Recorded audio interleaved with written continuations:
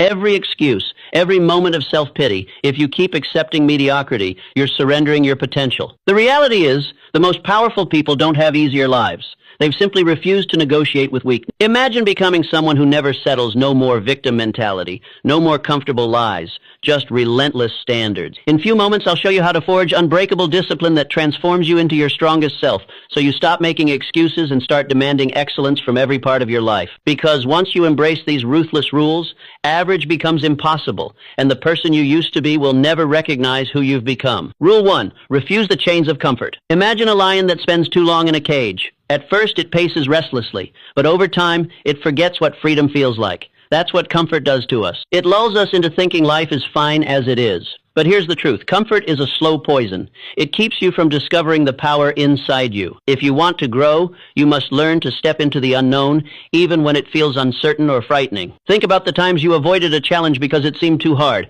Did you really grow from staying safe? Probably not. Growth doesn't come from ease, it comes from pressure. Like steel forged in fire, you too are strengthened when tested. Each day, look for one way to stretch yourself. Maybe it's waking earlier, trying something new, or tackling the task you've been avoiding. Refuse the easy path. Refuse the chains of comfort. Rule 2. Build an inner fortress. Life will throw storms at you. People will doubt you. Circumstances will test you. And failures will knock you to your knees. If you're not prepared, the winds of hardship will blow you over. That's why you must build an inner fortress. This fortress isn't made of stone or walls. It's built of resilience, self-belief, and discipline. When you believe in yourself, no insult can crush you. When you stay disciplined, no temptation can break you. And when you develop resilience, no setback can keep you down for long. I once knew a man who lost nearly everything, his job, his savings, his health. But what he hadn't lost was his belief that he could rebuild. And because he had that fortress inside, he did. Piece by piece,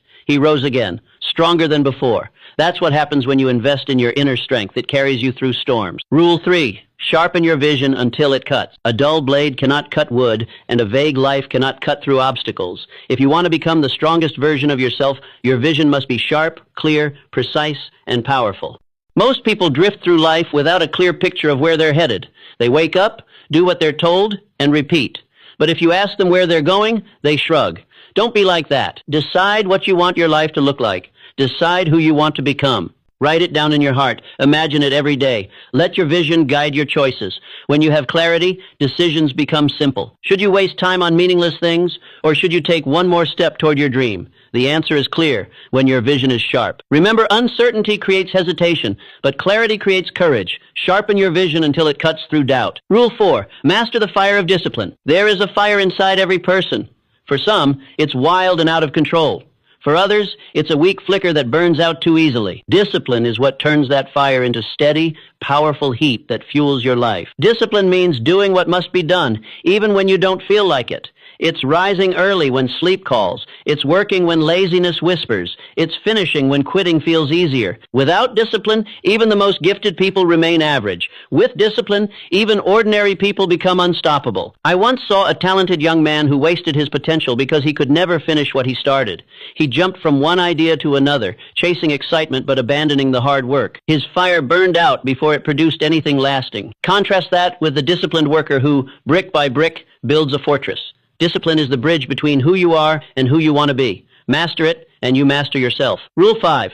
Crush the enemy called excuse. Excuses are the silent killers of dreams. They creep in quietly. I'm too tired. I don't have enough time. Maybe tomorrow, and before you know it, years have passed, and your dreams have turned to dust. You must crush excuses before they crush you. The truth is, everyone has reasons not to act. The difference between the strong and the weak is simple. The strong act anyway. Think of the farmer who works the fields even in the heat, or the runner who trains even in the rain. Do you think they always feel like it? But they know that excuses don't put food on the table, and excuses don't win races. Each time an excuse rises, replace it with action. Tired? Do a little anyway. Busy? Do what matters most. Afraid? Step forward in spite of it. Excuses are lies wrapped in comfort. Reject them, and you take back your power. Rule 6. Carry the weight of responsibility. In every village, there are 2 types of people when disaster strikes. The first type gathers in groups, voices raised in complaint, pointing fingers at the sky, at their neighbors, at fate itself. They speak endlessly about what should have been different, who should have acted, why the world has treated them unfairly. Their energy pours out like water through a broken dam, accomplishing nothing but noise. The second type speaks little but moves much. While others debate blame, they clear debris. While others demand explanation, they build solutions. While others wait for someone else to fix what is broken, they roll up their sleeves and begin the work themselves. The difference between these two types of people is not intelligence, talent, or opportunity. The difference is their willingness to carry the weight that others refuse to touch, the weight of responsibility for their own lives. Most people run from this weight as if it were a burning coal. They have been taught to believe that responsibility means accepting blame for everything wrong in their lives, even things beyond their control. They think it means taking on guilt for circumstances they never chose. But this understanding misses the true nature of responsibility entirely. Real responsibility is not about blame, it is about power. When you take responsibility for your life, you are not saying that everything that happened to you was your fault. You are saying that everything that happens next is your choice. You are claiming the power to shape your future regardless of what shaped your past. Consider the difference between these two responses to hardship. The first person says, "My life is difficult because my parents were poor, my teachers were unfair, my luck was bad, and the world is against people like me." This statement may contain truth, but it contains no power. It explains the past, but offers no path forward. It satisfies the need to understand, but provides no tools for change. The second person says, "My life is difficult, but my future depends on what I do from this moment forward."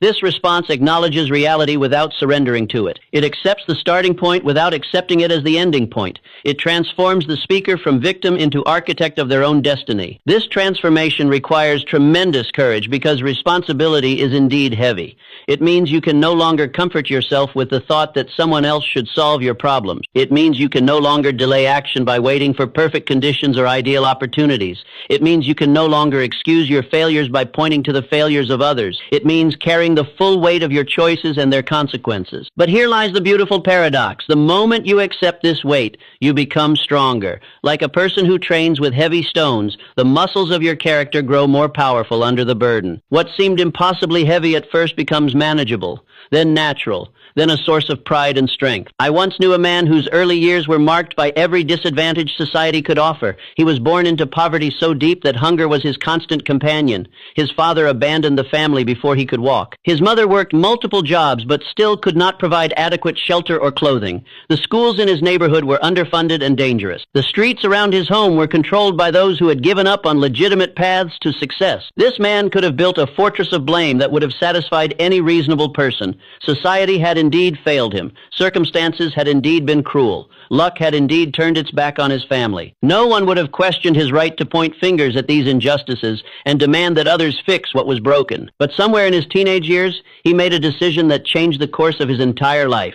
He stopped asking who was responsible for his problems and started asking what he was going to do about them. He stopped focusing on what he lacked and started working with what he had. He stopped waiting for the world to treat him fairly and started creating his own opportunities for fairness. This shift did not happen overnight, and it did not make his life instantly easy. He still had to work harder than those born into comfort. He still faced obstacles that others never encountered.